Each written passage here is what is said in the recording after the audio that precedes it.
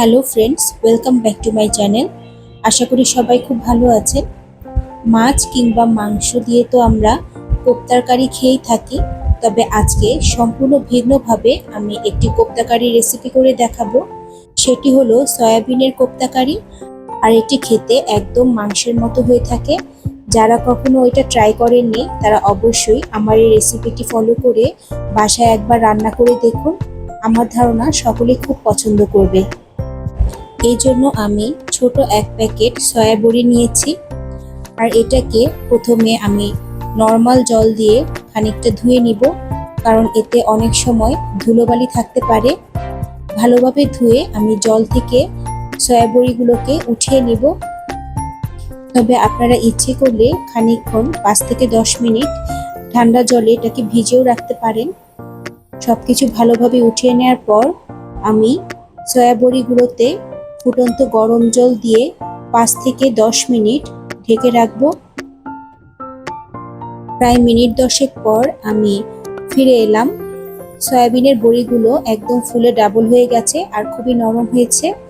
গরম জলগুলো ফেলে দেওয়ার পর আমি এতে আবার খানিকটা ঠান্ডা জল দিয়ে দিলাম আর ভালোভাবে কচলে ধুয়ে নিব।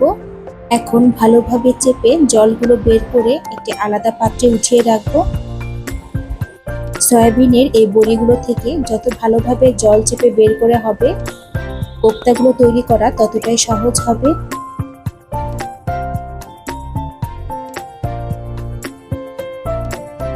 এরপর আমি সমস্ত সয়াবিনের বড়িগুলোকে একটি ব্লেন্ডার জারে নিয়ে ব্লেন্ড করে নিব। আর ব্লেন্ডটা এমনভাবে করতে হবে যেন খুব বেশি পেস্ট না হয়ে যায়। ব্লেন্ডটা ঠিক এরকম ঝুরঝুরে কিমার মতো করতে হবে। এরপর সয়াবিনের কিমাগুলোকে আমি একটি পাত্রে উঠিয়ে নিচ্ছি, আর একে একে এতে যোগ করছি হাফ কাপ পরিমাণ পেঁয়াজ কুচি, আদা রসুন আর কাঁচামরিচ একসাথে বেটে নিয়েছিলাম, সেখান থেকে দিচ্ছি 1 চা চামচ আদা রসুন আর কাঁচামরিচের পেস্ট।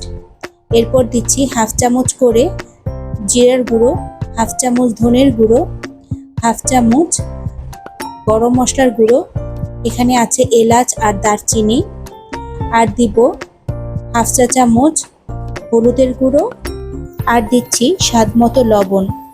আর বাইন্ডিং এর জন্য আমি দিব একটা ডিম। ডিম যদি কেউ পছন্দ না করেন না দিলেও হবে। আর দিব 2 টেবিল চামচের মতো বেসন।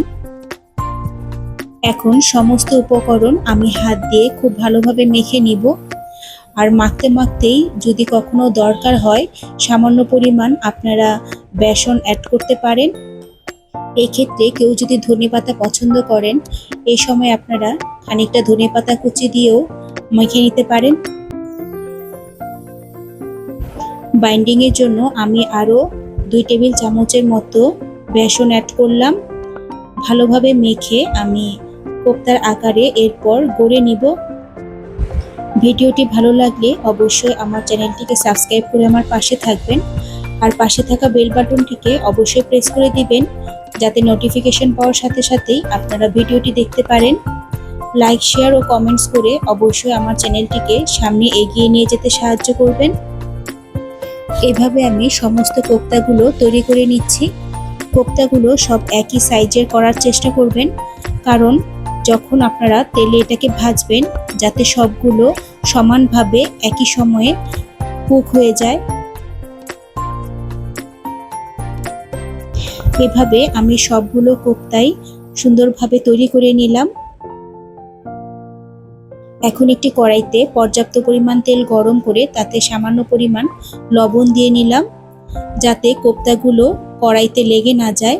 এ সময় চুলোর আঁচটা মিডিয়ামে রাখতে হবে। একে একে সবগুলো কোপ্তা ভেজে নিব।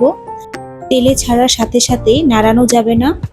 2 থেকে 3 মিনিট পর নাড়িয়ে চারদিক সমানভাবে ভেজে তুলে নিতে হবে। আর ভাজা কোপ্তাগুলো এতটাই টেস্টি হয় যে এগুলো চায়ের সাথেও স্ন্যাক্স হিসেবে খেতে পারেন। এইভাবে উল্টে পাল্টে সব দিক ভালোভাবে ভেজে লালচে মুচমুচে করে ভেজে উঠিয়ে নিব। আর এই এক ব্যাচ ভাজতে আমার 8 থেকে 10 মিনিট সময় লেগেছে। এভাবে একটু সময় নিয়েই মিডিয়াম আঁচে লালচে করে ভেজে উঠিয়ে নিতে হবে।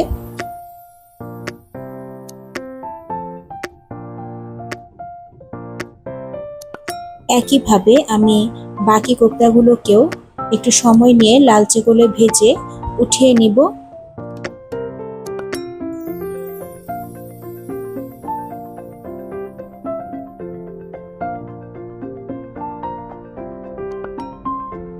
সবগুলো কোপ্তা ভাজা হয়ে গেছে। এখন ওই কোপ্তার তেল থেকে কিছু পরিমাণ তেল আমি উঠিয়ে নিচ্ছি, কারণ এতটা তেল আমার গ্রেভিতে লাগবে না। ওই তেলে আমি দিব সামান্য পরিমাণ গোটা জিরে আর তেজপাতা।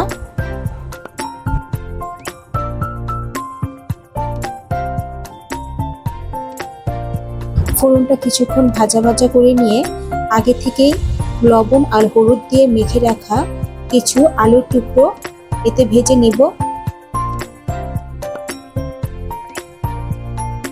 আলুর টুকরোগুলোকে কিছুক্ষণ ভেজে নেওয়ার পর এতে দিব হাফ কাপ পরিমাণ পেঁয়াজ বাটা। পেঁয়াজ বাটা দিয়ে খুব ভালোভাবে কষিয়ে নিতে হবে যেন পেঁয়াজের কাঁচা গন্ধটা না থাকে। আমি কিছু সময় পেঁয়াজগুলোকে তেলের মধ্যে কষিয়ে নিব। এখন এতে দিচ্ছি একসাথে বেটে রাখা আদা, রসুন আর কাঁচা মরিচের পেস্ট। এটা দিচ্ছি প্রায় 2 চা চামচের মতো। খুব ভালোভাবে সবকিছু আমি কষিয়ে নিচ্ছি যেন আদা, রসুন আর পেঁয়াজের কাঁচা গন্ধটা না থাকে। এরপর দিচ্ছি 1/4 কাপের মতো টমেটো পেস্ট। টমেটো পেস্ট দেওয়ার পর কিছু মশলা অ্যাড করব। হাফ চামচের মতো জিরে গুঁড়ো, হাফ চামচের মতো ধনে গুঁড়ো আর হাফ চামচের মতো হলুদের গুঁড়ো আর হাফ চামচের মতো দিচ্ছি লাল মরিচের গুঁড়ো। ঝালটা আপনারা নিজেদের পছন্দ অনুসারে দিয়ে দিবেন। খুব ভালোভাবে সময় নিয়ে আমি সমস্ত মশলাগুলোকে কষিয়ে নিব যতক্ষণ না মশলা থেকে তেল বের হয়ে আসবে।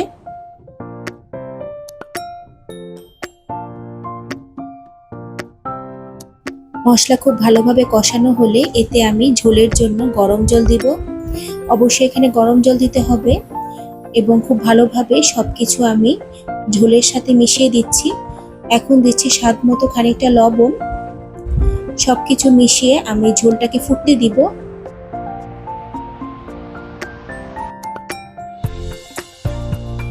ঝোল খুব ভালোভাবে ফুটে উঠলে আমি ভেজে রাখা কোপ্তাগুলোকে দিয়ে দিচ্ছি। এই সময় আমি আর ঢাকা দিব না। এতে দিচ্ছি স্বাদ মতো খানিকটা চিনি। চিনিটা অবশ্যই দিবেন, এটার টেস্টটা খুব ভালো আসে।